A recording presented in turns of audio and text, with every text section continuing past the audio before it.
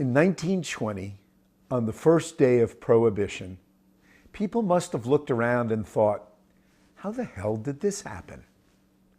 Wayne Wheeler, leader of the National Anti-Saloon League, knew exactly how it happened. He got America to give up its booze and shut down its fifth biggest industry by exploiting the flaw at the center of the election process, the gap between winning and losing.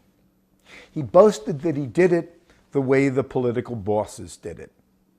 He built loyalty among a unified bloc of voters who, although a small minority, could control a close election. Any candidate with 45% of the electorate could win with the help of the League's voting bloc.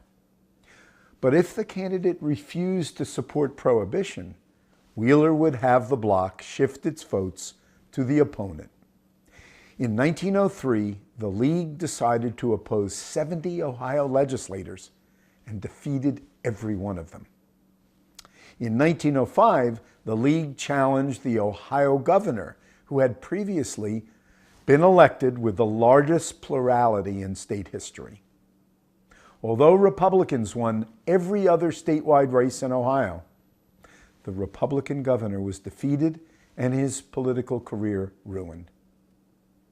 The League's display of power in Ohio allowed it to intimidate politicians in every state until Prohibition was enacted at a national level through an amendment to the U.S. Constitution. What Wayne Wheeler perfected was a strategy that allows a small group of single-issue voters to impose its will on the rest of the nation. That's how the National Rifle Association wields disproportionate power in opposing gun control. But in the modern era of expensive media campaigns, the NRA's financial clout is just as important as the votes of its 4 million members.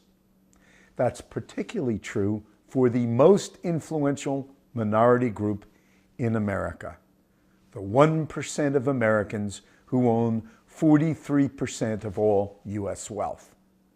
While too few in number to swing an election, the wealthy fund expensive advertising campaigns that persuade the so-called low-information voters to choose a candidate for what are often superficial reasons.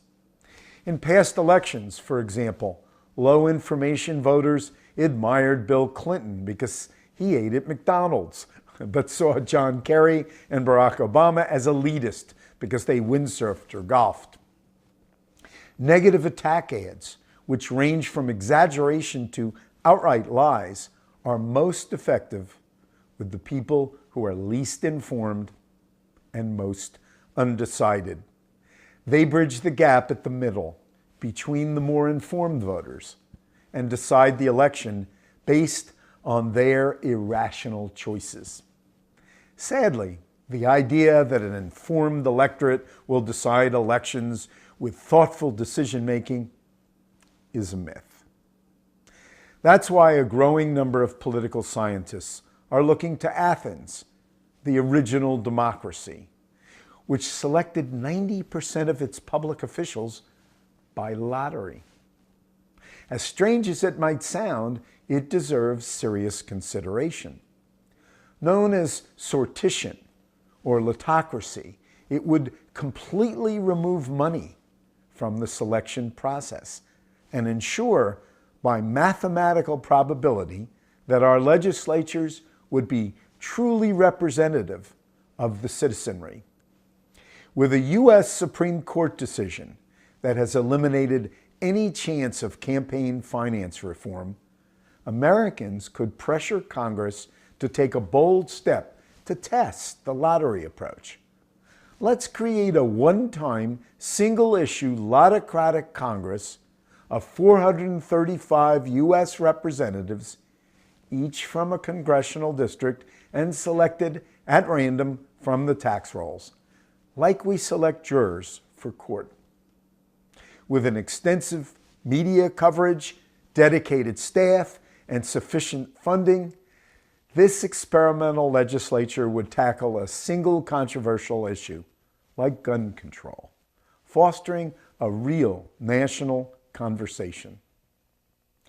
Whether randomly selected citizens are competent to make decisions is a question for another day, but there are precedents to suggest that such an approach would work.